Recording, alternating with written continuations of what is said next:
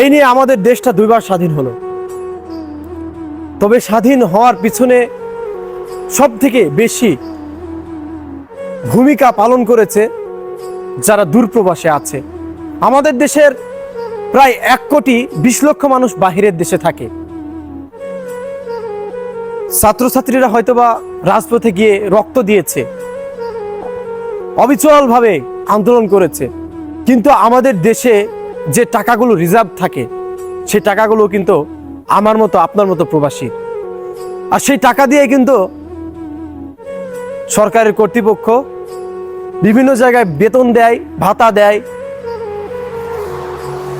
যেখানে আমাদের মতো প্রবাসীদের এত বেশি ভূমিকা। অথচ দেখেন সেখানে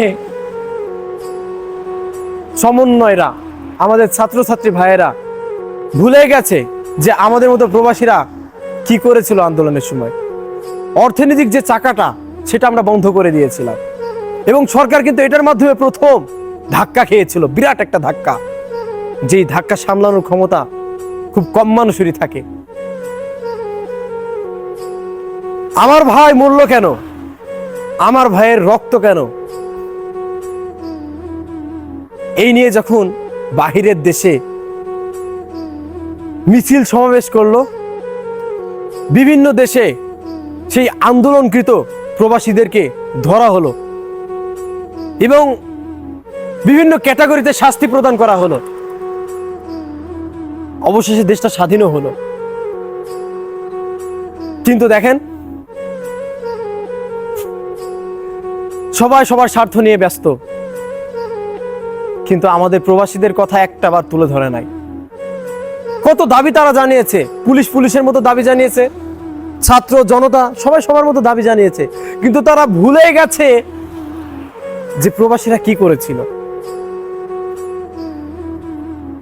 এই প্রবাসীরা যে দেশের জন্য কতটা পরিশ্রম করে, মাথার ঘাম পায়ে ফেলে দেশে টাকা পাঠায় এবং দেশের ভালো মন্দতে নিজেকে নিয়োজিত রাখে, সেটা একবার দেখে না। অন্ততপক্ষে এতটুকু আমরা আশা করেছিলাম যে প্রবাসী ভাইগুলো, প্রায় 57টার বেশি প্রবাসী আন্দোলন করতে গিয়ে ধরা খেয়েছে এবং তাদেরকে বিভিন্ন ক্যাটাগরিতে শাস্তি দেওয়া হয়েছে, তাদেরকে মুক্ত করার জন্য একবারও আন্দোলন করে নাই, একবারও আন্দোলন করে বলে নাই আমার ভাই জেলে কেন, আমার ভাইকে মুক্ত করতে হবে। কেউ আমাদের জন্য আন্দোলন করে নাই। কিন্তু দেখেন আমরা প্রবাসীরা দেশের সর্বক্ষেত্রে নিজের জীবনটাকে বিসর্জন দিয়ে দেশের জন্য করে যাচ্ছি।